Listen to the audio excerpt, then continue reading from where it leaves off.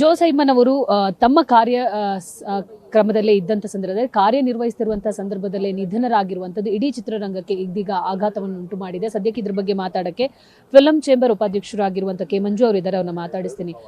Sir, ಇದು ಎಷ್ಟೊತ್ತಿಗೆ ಆಯಿತು? ನೀವಿದ್ರ ಆ ಮೀಟಿಂಗ್ ಆಗುವಂಥ ಸಂದರ್ಭದಲ್ಲಿ?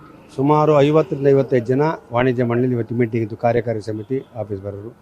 ಮುಂದೆ ಕಾರ್ಯಕ್ರಮಗಳು ಯಾವ ರೀತಿ, ಚಿತ್ರರಂಗದಿಂದ ಸಮಸ್ಯೆಗಳು, ನಿರ್ಮಾಪಕ ಸಮಸ್ಯೆ, ವಿತರಕ ಸಮಸ್ಯೆ, ಎಕ್ಸಿಬಿಟರ್ ಸಮಸ್ಯೆ, ಸರ್ಕಾರಕ್ಕೆ ಏನು ಮಾಡಿ, ಬಡ್ಜೆಟ್ಗೆ ಏನು ಕೊಡಬೇಕು ಅಂತೆಲ್ಲ ಮಾತುಕತೆ ಇತ್ತು. 3 ಅಜೆಂಡಾ ಹಾಕೊಂಡಿದ್ದು 3 ಅಜೆಂಡಾ ಮಾತಾಡ್ತಿದ್ದೋ.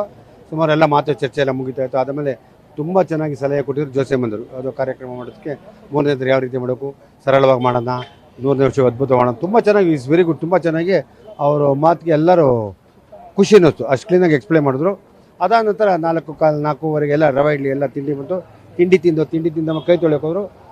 ತಿಂಡಿ ತಿಂದು ಕಾಫಿ ಕೊಟ್ಟು ಕೈ ತೊಳೆಯೋಕೆ ಹೋದ. ಕೈ ತೊಳೆಯೋಕೆ ಬರ್ಬೇಕಾದ್ರೆ ಆಚೆ ಕಡೆ ಬರ್ತಿದ್ದಂಗೆ ಇಮಿಡಿಯೇಟ್ ಚೇರಲ್ಲಿ ಕೂತ್ಕೊಂಡ್ಬಿಟ್ಟಾರೆ.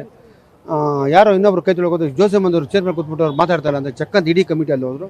ಹೋದಾಗ ಅವ್ರು ಅಲ್ಲಾಡ್ತಾರೆ. ಅವ್ರಿಗೆ ಅಂತ ಚಕ್ಕಂತ ಅಲ್ಲಿಂದ ಕೂಡಲೇ 3-4 ನಿಮಿಷ ಮಲ್ಲಿಗೆ ಹಾಸ್ಪಿಟ್ಲ್ ಕರ್ಕೊಂಬಂದು ಇಲ್ಲಿ ಲಾಸ್ಟಲ್ಲಿ ಅವರು ಒಳ್ಳೆ ಬ್ರೀತ್ ಕೊನೆಗೆ ಉಸಿರಾಡ್ಬಿಟ್ಟಿದ್ರಿ ಬಾಗ್ಲಲ್ಲಿ. ಅವರು ಇವತ್ತು ನಮ್ಮನ್ನೆಲ್ಲ ಆಗಲಿದ್ದಾರೆ ಅಂತ ಹೇಳಕ್ಕೆ ಇಷ್ಟಪಡ್ತೀನಿ. ನಿಜವಾಗ್ಲೂ ಚಿತ್ರರಂಗದ ಸುಮಾರು 40-45 ಸಿನಿಮಾ ಮಾಡಿದಂಥ ಒಬ್ಬ ನಿರ್ದೇಶಕ. ವಿಷ್ಣುವರ್ಧನ್ ಸಿನಿಮಾ ಹೆಚ್ಚಿಗೆ ಮಾಡಿದರು.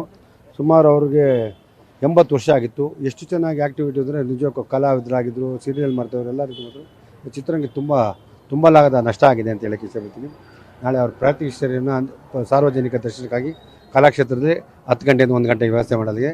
ತದನಂತರ ಅವರು ಚರ್ಚ್ ಕಮಿಟಿ ಏನಿದೆ ಅವ್ರ ಮುಖಾಂತರ ಅಲ್ಲಿ ತೊಗೊಂಡು ಅವ್ರದ್ದೇನೇ ಸಂಪ್ರದಾಯದ ಪ್ರಕಾರ ಮುಂದಿನ ಕಾರ್ಯಕ್ರಮ ಮಾಡೋಕ್ಕೆ ಇಷ್ಟಪಡ್ತೀನಿ. ಇದಿಷ್ಟು ಕೆ ಮಂಜು ಅವರ ಮಾತು. ಕ್ಯಾಮರಾ ಪರ್ಸನ್ ಪ್ರಶಾಂತ್ ಜೊತೆ ದೀಪಿಕಾ ಪವರ್, ಟಿವಿ ಬೆಂಗಳೂರು.